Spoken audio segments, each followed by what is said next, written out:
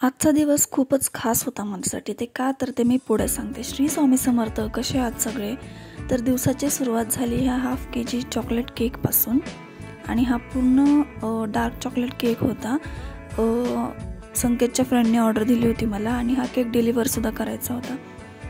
आणि अचानक मला 100 कपकेक्स आणि 20 ग्लास केकचीसुद्धा ऑर्डर आली होती. खूप अचानक आली होती, म्हणजे मॉर्निंगलाच आली होती.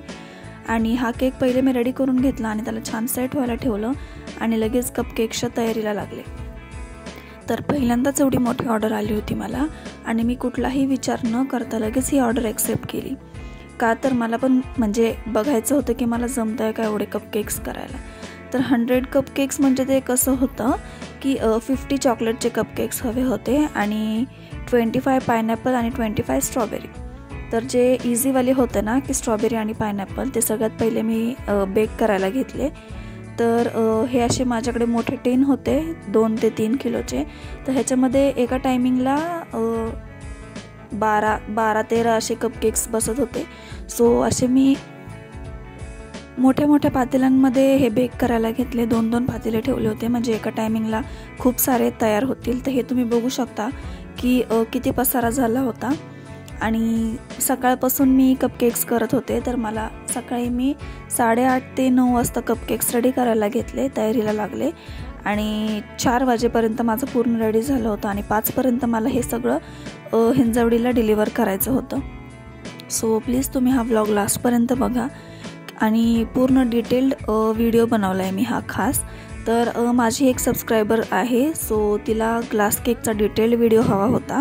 सो तिच्यासाठी मी ग्लास केकचा डिटेल्ड व्हिडिओ ह्या व्लॉगमध्ये ॲड केलेला आहे. सो प्लीज हा व्लॉग तुम्ही लास्टपर्यंत बघा आणि जर तुम्हाला आवडला असेल तर सपोर्ट करा. ज्यांनी सबस्क्राईब नसेल केलं त्यांनी नक्कीच सबस्क्राईब करा. तर हे पायनॅपलचे रेडी झाले होते.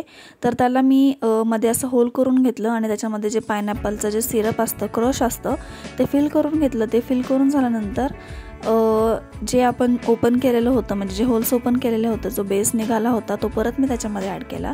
तर इथे माझ्याकडनं थोडी चूक झाली होती गडबडीमध्ये.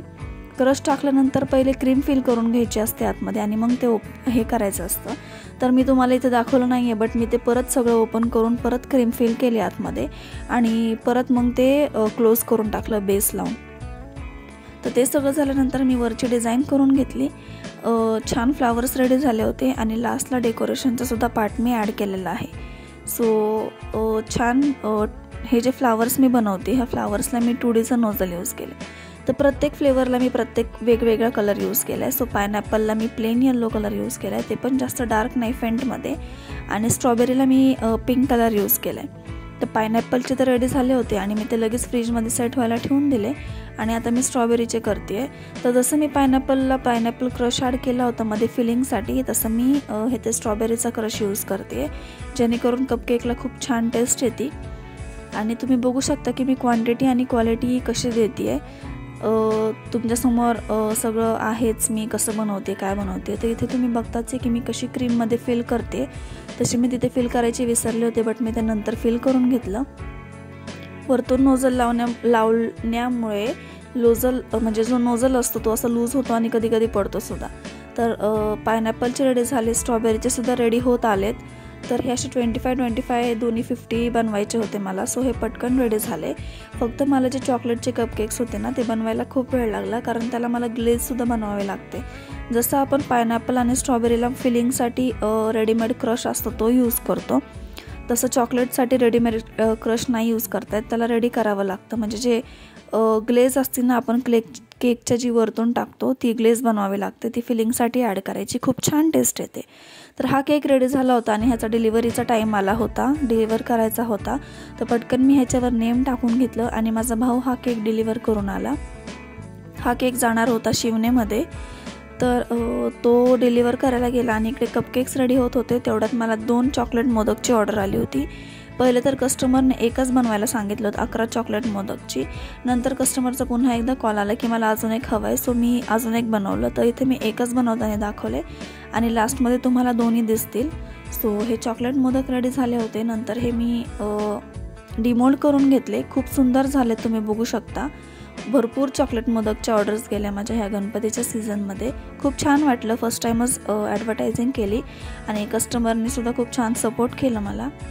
तर छान हे असे 11 मोदक मी बनवून घेतले आणि छान सेट करून घेतले. एक एक एक एक डिमोल्ड करून घेतला आहे त्या हळूमध्ये. तुम्ही बघताय किती सुंदर झालेत हे. तर आता आपण ह्याला गोल्डन पेपरनी डेकोरेट करायला घेऊया. तर तुम्ही बघू शकता मी कसं डेकोरेट करते. ह्याला निवांत डेकोरेट करत बसले होते कारण इकडे माझे कपकेकसुद्धा शिजत होते. सो ते शिजूस तर मला दुसरं काही काम नव्हतं म्हणून मी पटकन हे रेडी करून घेतले आणि रेडी करून झाल्यानंतर लगेच कस्टमरला सांगितलं की तुम्ही येऊन घेऊ जाऊ शकता. कारण पुढे तुम्हाला ब्लॉगमध्ये बघायला मिळेलच की माझा फ्रीज आहे तो एकदम फुल झाला होता आणि फर्स्ट टाईम माझा फ्रीज एकदम फुल झाला होता की फ्रीजमधलं जेवढं पण मटेरियल होतं ते मी सगळं बाहेर काढून ठेवलं होतं आणि फ्रीजमध्ये फक्त कपकेक्स आणि ग्लास केकच होते. खूप छान वाटलं. खूप छान दिवस होता तो माझ्यासाठी. आणि हे जे कपकेकची ऑर्डर मला होती ती मला म्हणजे माझ्या मामानेच दिली होती. तर त्यांच्यामध्ये तो जिथे राहतो ना तिथे गणपती म्हणजे बसतात त्यांच्या सोसायटीमध्ये. सो तिथे फूड स्टॉल होते आणि हे त्याला तिथे सेल करायचे होते. सो हे त्यांनी मला ऑर्डर दिली होती. तर कपकेक्स होतपर्यंत मी ग्लास केकचे बेस रेडी करून घेतले होते आणि तुम्ही बघू शकता की मी ग्लास केक कशी रेडी करते. तर इथे मी सगळ्यात पहिले पायनॅपलचे ग्लास केक रेडी करायला घेतले. एकदम जो फर्स्टवाला लेअर आहे तो मी क्रीमचा टाकला आहे. ह्याच्यामध्ये मी थोडासा येल्लो कलर आणि पायनॅपलचं एसेन्स ॲड केले. नंतर जो नॉर्मल आपण केकसाठी जो बेस शिजवतो तो बेस छान शिजवून घेतला आणि जोपर्यंत बेस गार होत नाही तोपर्यंत त्याचा क्रश तुम्ही चुकूनही करू नका. जर तुम्ही गरममध्येच क्रश केला तर तो क्रश एकदम चिकट होईल. तर एकदम गार होऊन द्यायचं त्या बेसला आणि नंतर त्याचा क्रश करायचा हाताने. मिक्सरमध्ये नका करू, हातानेच बारीक क्रश करा. बारीक बारीक तुकडे करायचे.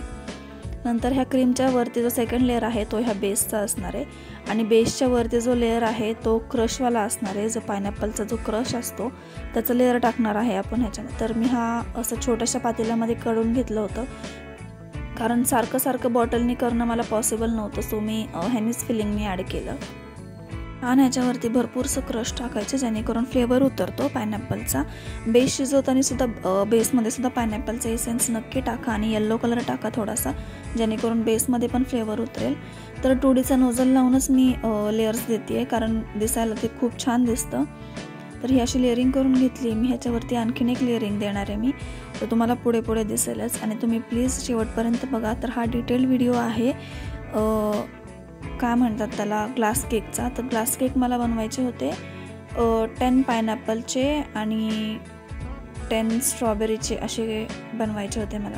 सॉरी मी 10 पायनॅपल आणि बहुतेक 10 चॉकलेटचे बनवलेत. तर तुम्ही पुढे बघा. तर क्रीमच्या वरती मी परत क्रश टाकून घेतलं ह्याच्यामध्ये आणि खूप सुंदर झाले होते हे ग्लास केकसुद्धा. तर ग्लास केक ठेवायलासुद्धा मला जागा नव्हती राहिली फ्रीजमध्ये.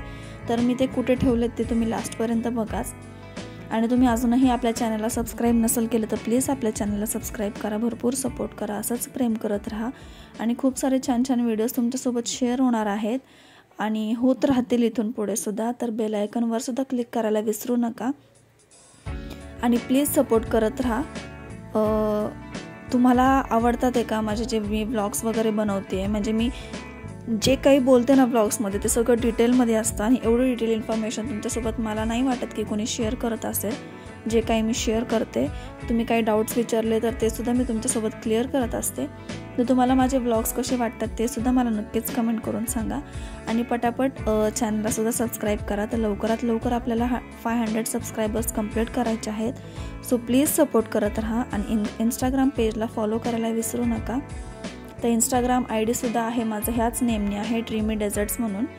तर घरी कोण नव्हतं सो मी जेवढं होईल तेवढं पटापट करून घेतलं आणि नंतर मम्मी आणि माझा भाऊ हे दोघंसुद्धा मला हेल्प करायला आले. तोपर्यंत मी माझ्याच्याने जेवढं होईल तेवढं करून घेतलं. तर इथे पायनॅपलचे ग्लास केक्स रेडी झाले होते आणि भाऊ म्हणला की मी ह्याला झाकण लावून ठेवून देऊ का. तर मी त्याला बोललं हो ठेवून दे. तो एका साईडला होऊन असं झाकण लावत होता आणि फ्रीजमध्ये ठेवून देत होता. सो हे पॅकिंग करून फ्रीजमध्ये तो म्हणजे मला हेल्प करत होता. जे मी रेडी करून झाले त्याला फ्रीजमध्ये एकदम पॅक करून ठेवून देत होता. तर खूप छान ह्याची पॅकिंग वगैरे सुद्धा होती. हे तुम्हाला होलसेलच्या स्टोअरमध्ये मिळतील हे ग्लासेस आणि ह्याचे जे पॅकिंगचे झाकण आहेत ते डोम डोमवाले म्हणतात त्याला, म्हणजे असं डोम शेपवाले म्हणतात त्याला, प्लेनवाले नका आणू. डोम शेपने कसा केकला, ग्लास केकला लुक येतो. तर छानसे असे ग्लास केक आपले रेडी झालेत. आणि आता टाईम होता चॉकलेट कपकेक्स बनवायचा, जे खूपच माझ्यासाठी कठीण काम होतं, बट तरी मी ते कंप्लीट करून घेतलं. तर तुम्ही बघताय एकदम स्लोली करते मी.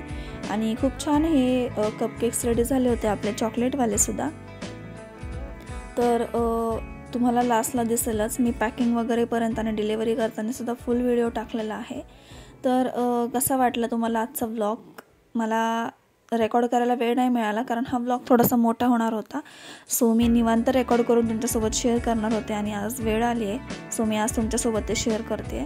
तर इथे आपले चॉकलेटचे ग्लास केकसुद्धा रेडी झालेत. तर हे मी 10 बनवले होते आणि पायनॅपलचे ग्लास केक्स 10 बनवले होते. तर आज माझा पूर्ण दिवस ह्याच्यामध्ये गेला आणि मी खूप दमली होते.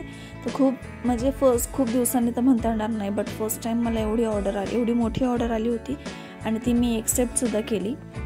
तर कपडेसुद्धा माझे घाण होत होते केक बनवताना आणि ॲप्रॉन जे आहे ते मला मिळत नव्हतं. सो मी चेंज करत केक बनवला आहे, म्हणजे चेंज केल्यानंतर मग मी हे सगळं बनवायला घेतलं.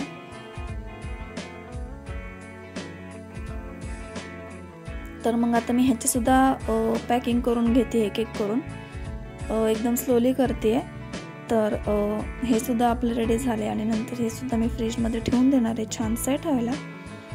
आणि खूप सुंदर झालं होतं. सगळ्याच गोष्टी खूप सुंदर झाल्या होत्या आणि क्वालिटी आणि क्वांटिटी पण मी एकदम बेस्ट दिली होती. तुम्ही स्वतः बघू शकता की मी मटेरियलसुद्धा भरभरून यूज केले. ग्लास केक्समध्ये पण एकदम क्रीम अशी पूर्ण त्या झाकणाला लागेल एवढी लावली आहे.